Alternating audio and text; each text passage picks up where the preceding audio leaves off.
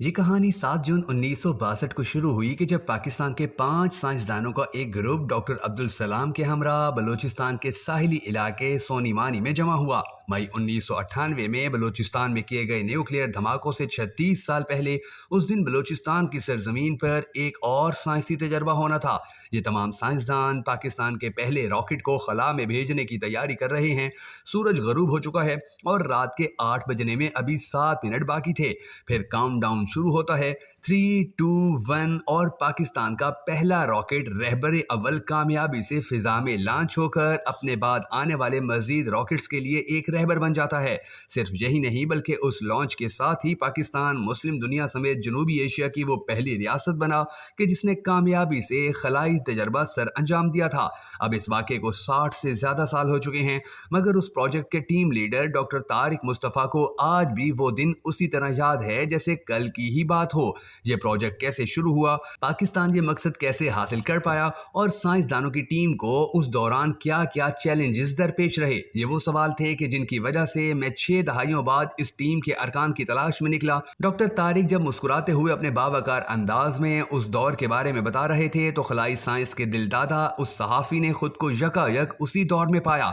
आइए आप भी मेरे साथ इस हैरत अंगेज और मुश्किलात से भरे सफ़र पर चलिए, मगर उससे पहले पाकिस्तानी साइंसदानों का ये कारनामा और कहानी हर पाकिस्तानी तक पहुंचाने के लिए हमारी इस वीडियो को लाइक और शेयर ज़रूर कर दीजिएगा। मैं हूं शकील हैदर और आप देख रहे हैं आपका पसंदीदा चैनल भखर नेटवर्क वीडियोस। नाज़रीन ग्रामी, ये वो ज़माना था कि जब दूसरी आलमी जंग का इख्तिताम हो चुका था, लिहाजा अगली जंग का मैदान अब ज़मीन के बजाय खला की तरफ मुंतकिल हो चुका था। जंग की नौयत भी अब एक दूसरे को हथियारों के जरिए नुकसान पहुंचाने के बजाय मुआशी और साइंसी मैदान में पीछे छोड़ देने में बदल चुकी थी। रूस और अमेरिका एक दूसरे को खलाई दौड़ में नीचा दिखाने के दर पे थे। अमेरिका हैरान था कि रूस ने खला में पहला इंसान पहुंचाने में सबकत कैसे हासिल कर ली। यकायक अमेरिकी सदर जॉन एफ कैनेडी ऐलान करते हैं कि अमेरिका 60 की दहाई के इख्तिताम से पहले न सिर्फ इंसान को चांद पर उतारेगा बल्कि बाहिफाजत वापस भी लाएगा। अपोलो खलाई प्रोग्राम के अमेरिकी खलाई इदारे नासा के लिए एक बहुत बड़ा चैलेंज था और इसके लिए कई ऐसे अदाद शुमार और साइंसी डेटा की ज़रूरत थी कि जो उस वक्त उसके पास मौजूद नहीं थे। उसे बहरे हिंद के ऊपर मौजूद फिजा की सूरत हाल को जानने की भी ज़रूरत थी और जब उसने ये करने की ठानी तो पाकिस्तान की किस्मत का सितारा चमक उठा। 25 मई 1961 में जब पाकिस्तान के उस वक्त के फौजी हुक्मरान जनरल अयूब खान अमेरिका के दौरे पर थे तो उनके साइंसी मशीर आला नोबल इनाम याफ्ता डॉक्टर अब्दुल सलाम भी उनके हमरा थे। डॉक्टर तारिक मुस्तफ़ा उस वक्त को याद करते हुए बताते हैं कि वो उस वक्त पाकिस्तान एटॉमिक एनर्जी कमीशन से वाबस्ता थे और ट्रेनिंग की गर्ज से अमेरिका में मुकीम थे। वो उसी दौरान सदर अयूब और डॉक्टर अब्दुल सलाम के अमेरिका के दौरे को अच्छा इत्तफाक करार देते हैं, जिसकी वजह से पाकिस्तान फिलफौर खलाई दौड़ में शामिल हो गया। अमेरिका में क़याम के दौरान एक दिन उन्हें डॉक्टर अब्दुल सलाम का फ़ोन आया। उन्होंने कहा कि तारिक, सुबह वाशिंगटन में एक अहम मीटिंग है और तुमने वहाँ लाजमी पहुँचना है। मुझे इससे कोई वास्ता नहीं कि लिफ्ट लेकर आओ या जहाज़ में आओ, बस तुमने हर सूरत वहाँ पहुँचना है।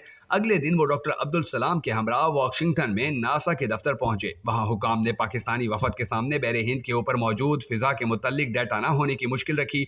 नासा ने पेशकश की कि वो बहरे हिंद के आस पास के ममालिक को रॉकेट टेक्नोलॉजी फराहम करने को तैयार हैं, सिर्फ एक शर्त के साथ कि उस रॉकेट से जो भी डाटा हासिल होगा उसका तबादला नासा के साथ भी किया जाएगा। डॉक्टर अब्दुल सलाम ये सुनकर डॉक्टर तारिक मुस्तफ़ा की जानिब मुड़े और पंजाबी में कहा, तारिक पुत्रा, तेरा की ख्याल है?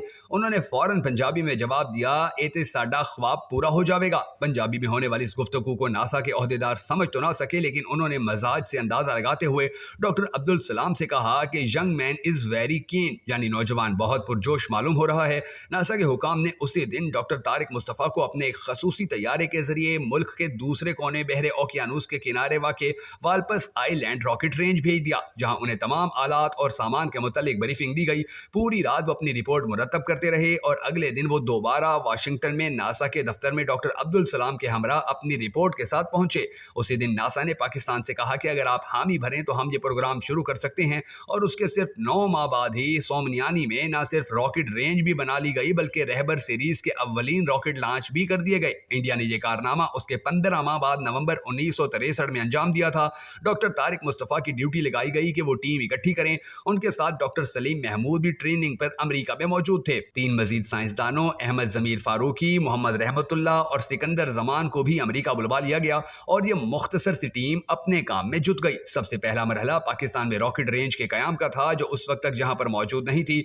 उस काम के लिए सदर अयूब खान ने तजवीज़ نزدیک سونمیانی میں واقع فوج کی آرٹلری رینج کو اس مقصد کے لیے استعمال کیا جا سکتا ہے۔ کیونکہ وہاں پر افرادی قوت کے رہنے کا انتظام اور دیگر سہولیات پہلے سے موجود تھیں، اس تجویز کو قبول کیا گیا اور فوراً اس آرٹلری رینج کو پاکستان کی پہلی راکٹ رینج میں بدلنے کا کام شروع کر دیا گیا۔ سائنسدانوں کو اس کام کے لیے امریکہ میں تیاری کروائی گئی اور ناسا کی جانب سے ہی ساز و سامان مہیا کیا گیا۔ 6 مہینوں کے اندر ناسا کے ڈپوز میں موجود امریکی فوج کے فاضل سامان میں سے راکٹ چلانے کے لیے ضروری سامان تلاش کیا گیا اور اسے امریکہ کی والپس آئی لینڈ راکٹ رینج میں اکٹھا کیا گیا۔ ساتھ ہی سامان میں موجود حساس آلات ڈاکٹر طارق مصطفیٰ کی ایک گاڑی کی ڈگی میں رکھ کر پاکستان بھیج دی گئی۔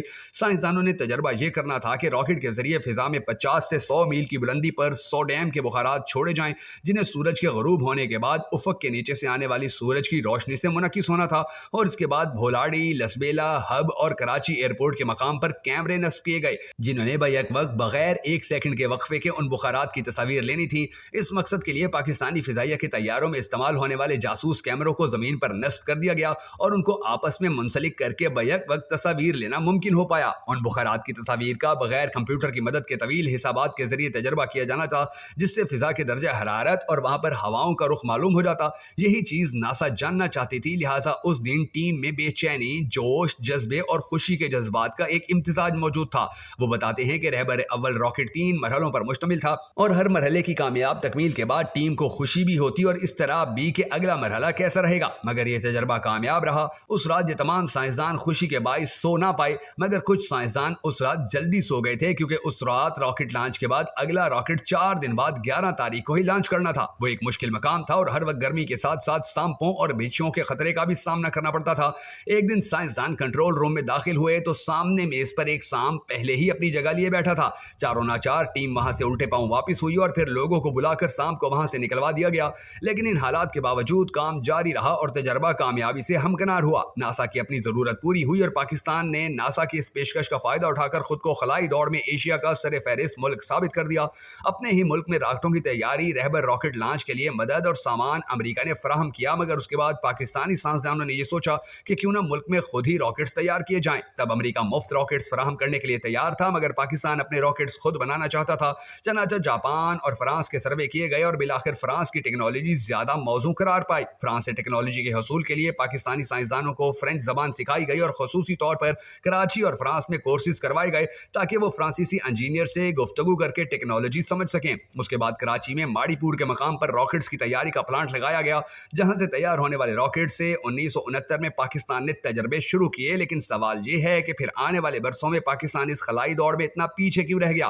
پاکستان نے حالیہ برسوں میں چین کی مدد سے کئی سیٹلائٹس لانچ کی ہیں، تو ایک ایسا ملک جو خود اپنا راکٹ لانچ کر رہا تھا اب سیٹلائٹس لانچ کرنے کے لیے چین پر منحصر کیوں ہے، جبکہ پڑوسی ملک انڈیا چاند اور مریخ تک اپنے خلائی مشنز بھیج رہا ہے؟ اس سوال کا جواب یہ ہے کہ ایک تو سپارکو کو وسائل نہیں دیے گئے اور پھر پاکستان کی توجہ مختلف وجوہات کی بنا پر دفاعی جانب زیادہ رہی۔ یاد رہے کہ ڈاکٹر طارق مصطفیٰ اور ڈاکٹر سلیم محمود کو سن 71 کی جنگ میں ریڈار ٹیکنالوجی کی مدد سے انڈین بحری جہازوں کو دھوکہ دے کر پاکستانی بحری جہازوں کو محفوظ رکھنے پر بحریہ کے اعزازی کمانڈر کا اعزاز بھی دیا جا چکا ہے۔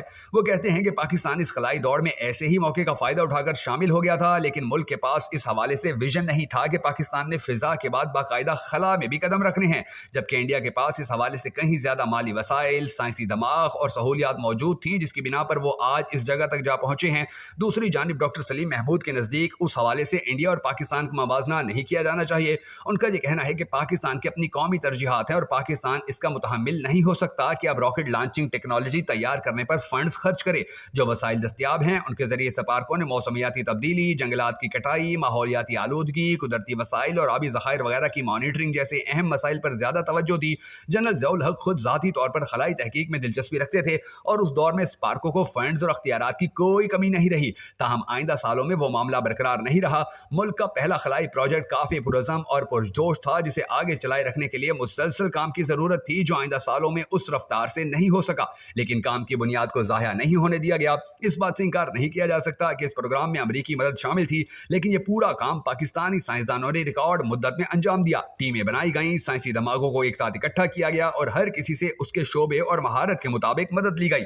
پاکستانی سائنسدانوں نے دن رات بلوچستان کی چلچلاتی گرمی میں کام کیا، کیونکہ ہر کسی کے سر پر بس ایک ہی دھن سوار تھی کہ پاکستانی راکٹ تجربے کو کامیاب بنانا ہے۔